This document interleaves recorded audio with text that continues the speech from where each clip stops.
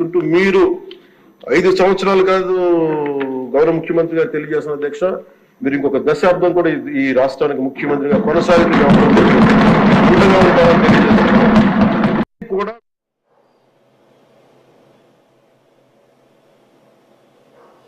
చూసా కదండి మస్తానరావు గారు, చూసాము. ఒకసారి మనం సయ్యద్ రఫీ గారి దగ్గరికి వెళ్దాం. ఒకసారి టీడీపీ రాష్ట్ర అధికార ప్రతినిధి సార్ చూసాం. పవన్ కళ్యాణ్ గారు చాలా క్లియర్గా చెప్పారు. ఆయన ఎక్కడో ఒక బహిరంగ సభలోనో లేకపోతే ఇంటర్నల్ మీటింగ్లోనూ చేసినటువంటి వ్యాఖ్యలు కాదు అవి. సాక్షాత్ అసెంబ్లీ సాక్షిగా అని చెప్పారు.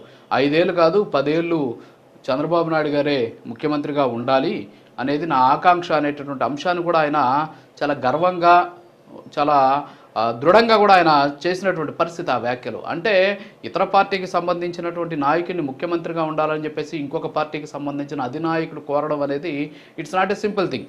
ఎందుకంటే ఇప్పుడు కొంతమంది నాయకులు చెప్తున్నట్టు లోకేష్ గారిని డిప్యూటీ సీఎం చేయాలని చెప్పి చెప్తున్నట్టు కాదు. ఒక ప్రధాన పార్టీకి సంబంధించిన అధినేతే ఆ ప్రకటన చేశారు. సో అలా చేసినా సరే ఎందుకని అంత ఆందోళన? అంటే ఏదో జరిగిపోద్ది, రాష్ట్రంలో ఏదో రాజకీయ సమీకరణలు వచ్చేస్తాయి, లేకపోతే పవన్ కళ్యాణ్ గారు ఎదిగిపోతారు, బీజేపీ ఆయన ప్రొజెక్ట్ చేసేస్తుంది, టీడీపీకి ఏదో ఇబ్బందులు వచ్చేస్తాయి అనేటటువంటి అంశం ఉండొచ్చు అని చెప్పి మస్తానరావు గారు అంటున్నటువంటి పరిస్థితి ఉంది. ఏమంటారు సయ్యద్ రఫీ గారు? నమస్తే అండి, మీకు అలాగే ప్యానెల్లో ఉన్నటువంటి మిత్రులకి, ప్రైమ్ లైన్ వీక్షకులందరికీ కూడా నమస్కారం. రాజు గారు, ఇప్పుడు నాకు అర్థం కాని విషయం ఏంటంటే, లోకేష్ గారికి డిప్యూటీ సీఎం ఇస్తే అది పవన్ కళ్యాణ్ గారికి వ్యతిరేకమని ఎలాగా అనుకుంటున్నారో నాకు అసలు అర్థం కాదు. ఇందా నుంచి మస్తానరావు చెప్తుంటే, అంటే రాజకీయానికి సంబంధించి ఒక జెంటిల్మెన్ అగ్రిమెంట్స్, జెంటిల్మెన్ నిర్ణయాలని కొన్ని ఉంటాయి సార్. ఈ జెంటిల్మెన్ నిర్ణయాల ప్రకారం ఉప ముఖ్యమంత్రిగా పవన్ కళ్యాణ్ గారే ఉండాలి అనేటటువంటి నిర్ణయం తీసుకున్న తర్వాతే ఇది జరిగింది. కోటి సభ్యత్వాలు చేసినంత మాత్రాన అవసరమైతే పార్టీకి రాష్ట్ర అధ్యక్షుని చేయొచ్చు, లేకపోతే పార్టీ అధినేతను చేయొచ్చు. కానీ కోటి సభ్యత్వాలు చేశారని చెప్పేసి ఒక నాయకుడు మాట్లాడారు. సో డిప్యూటీ సీఎం ఇస్తే ఏమని, ముఖ్యమంత్రి కూడా ఇచ్చుకోవచ్చు. ఇక్కడ సమస్య కాదు ఇక్కడ.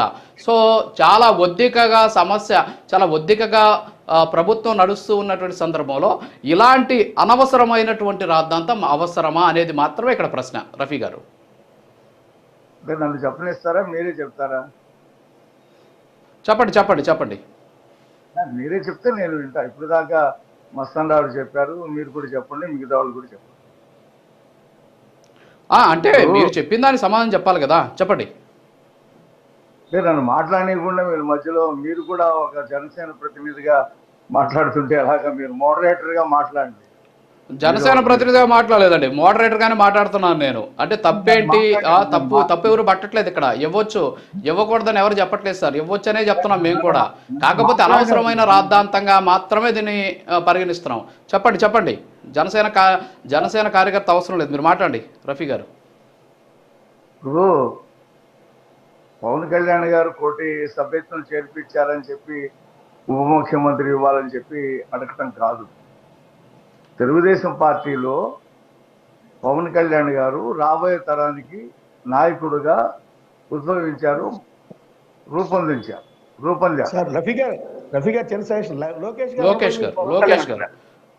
లోకేష్ గారు మీరు పవన్ కళ్యాణ్ అంటున్నారు. లోకేష్ గారు మాట్లాడేటప్పుడు అది ఆలోచన. లోకేష్ గారు తెలుగుదేశం పార్టీలో ఆయన 3వ తరం నాయకుడు, భావి నాయకుడిగా రూపొందినప్పుడు ఆ ప్రాధాన్యత ఆయనకి ఇవ్వాలనేటువంటి డిమాండ్ ర్యాంక్ అండ్ ఫైల్లో ఉంది. అది 6 నెలల నుంచి ఉంది. అయితే ఇప్పుడు ఇవాళ పార్టీ రాష్ట్రంలో కోటి సభ్యత్వం చేరటం అనేది మామూలు విషయం కాదు. ఒక ప్రాంతీయ పార్టీ ఆన్లైన్లో ఎవరంతగా వాళ్ళు ఇష్టం ఉన్న వాళ్ళు, తెలుగుదేశం విధానాల మీద ఆసక్తి ఉన్న వాళ్ళు 1 కోటి మందికి పైగా చేరారు. ఇది చేరటంలో లోకేష్ గారు తీసుకున్నటువంటి నిర్ణయం, ఆయన చేసినటువంటి కృషి, ఆయన మోటివేట్ చేసినటువంటి విధానం ప్రధాన కారణం. అది మా పార్టీలో అందరికీ తెలుసు. ఈ పరిస్థితుల్లో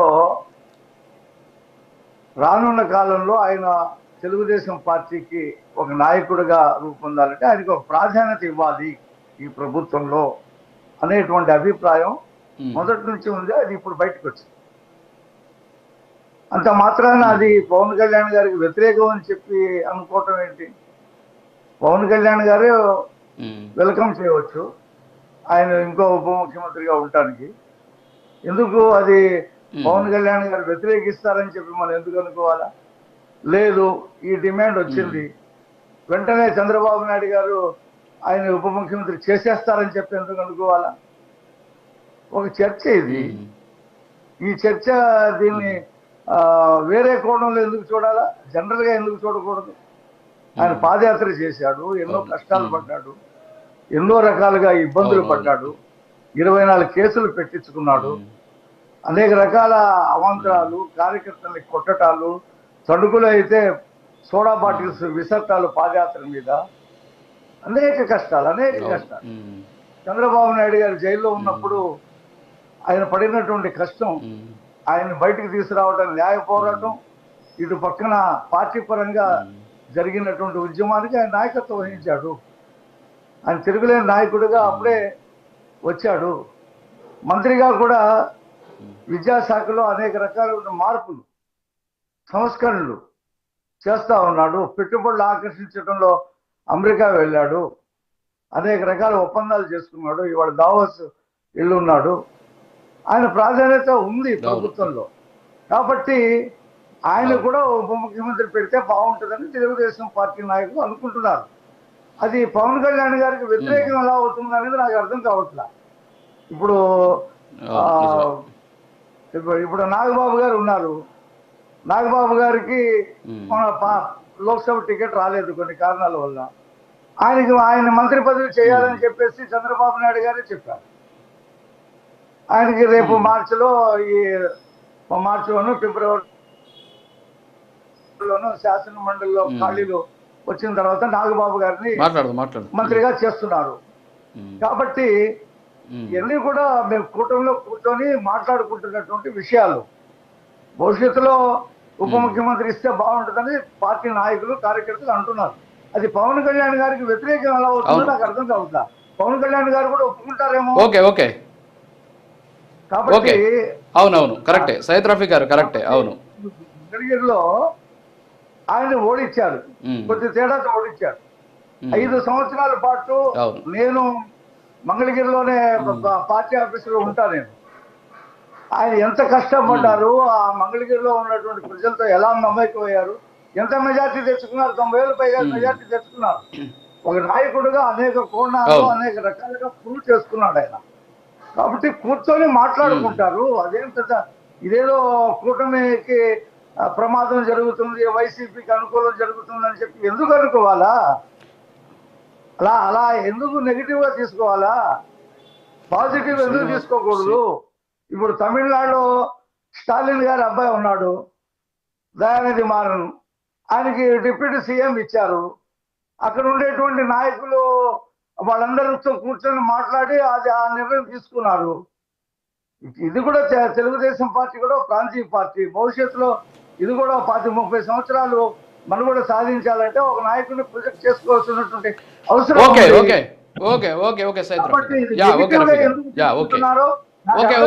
పాజిటివ్ గా తీసుకోవచ్చు కదా. అవునవును, కరెక్టే. రఫీ గారు చెప్పినట్టు కూటమికి సంబంధించినటువంటి నాయకులు తర్వాత వచ్చేసి మంగళగిరి పార్టీ కార్యాలయంలో కూర్చొని మాట్లాడి ఒక డెసిషన్, నాగబాబు గారి లాగా ఒక ప్రెస్ నోట్ రిలీజ్ చేసేంత వరకు కూడా నాగబాబు గారికి మంత్రి పదవి ఇస్తుందని జనాలకు తెలియదు. సో ఎవరు కూడా అరవనటువంటి పరిస్థితి. కానీ ఒక బహిరంగ సభలో చంద్రబాబు నాయుడు దగ్గర లేకపోతే పవన్ కళ్యాణ్ గారి దగ్గర జనసేన సంబంధించిన నాయకులు ఎప్పుడు కూడా అరవలేదు. ఒక్క నిమిషం సయ్యద్ రఫీ గారు, మనం ఒక్క నిమిషం ఉండండి. ఏమిటి ఒకసారి శ్రీనివాస్ రెడ్డి గారు బయట ఒకసారి ప్లే చేస్తారా? చంద్రబాబు నాయుడు గారి సమక్షంలో శ్రీనివాస్ రెడ్డి గారు ఏమంటారు ఒకసారి ప్లీజ్. పీసీఆర్ కోరిక సార్, 43 సంవత్సరాల్లో తెలుగుదేశం పార్టీ ఆవిర్భవించిన తర్వాత 3వ తరం నేత మన పార్టీలోకి వచ్చారు, నారా లోకేష్ గారు. మరి పార్టీకి భవిష్యత్తులో యువతకు ఒక భరోసా ఇవ్వాలన్నా, పార్టీకి భరోసా ఇవ్వాలన్నా నారా లోకేష్ గారిని డిప్యూటీ సీఎం గా ప్రమోట్ చేయాలని చెప్పి మేమందరం కూడా కోరుకుంటున్నాం సార్. దీనివల్ల పార్టీకి బ్రహ్మాండమైన భవిష్యత్తు ఉంటుంది. అన్ని రకాలుగా యువతను ప్రోత్సహించే విధంగా ఆయన ఈ రోజు ఐటీ రంగానికి గాని పారిశ్రామిక రంగానికి గాని అనేక సంస్థలు రాష్ట్రానికి తీసుకొచ్చే దాంట్లో గాని ఆయన చేస్తున్న కృషిని ప్రజలందరూ గమనిస్తున్నాం. చివరగా బీజేపీ రాష్ట్ర అధికార ప్రతినిధి పెద్దిరెడ్డి రవికిరణ్ గారు, గుడ్ మార్నింగ్ అండి. సో ఇప్పుడు చూసాం శ్రీనివాసరెడ్డి గారు మాట్లాడింది చూసాం, అంతకుముందు సయ్యద్ రఫీ గారు మాట్లాడింది చూసాం. సయ్యద్ రఫీ గారు ఏమంటున్నారంటే దీనివల్ల పవన్ కళ్యాణ్ గారికి వచ్చినటువంటి నష్టం ఏం లేదు, ముప్పేం లేదు, నెంబర్ 1. నెంబర్ 2, ఇది కూర్చొని మాట్లాడుకొని ఫైనల్ డెసిషన్ తీసుకుంటామని చెప్పారు. కానీ ఈ విధంగా బహిరంగ సభల్లో సాక్షాత్తు ముఖ్యమంత్రి ఎదుట ఆ పార్టీకి సంబంధించిన పొలిట్ బ్యూరో సభ్యుడు, పొలిట్ బ్యూరో సమావేశాలు జరుగుతుంటాయి మామూలుగా చాలా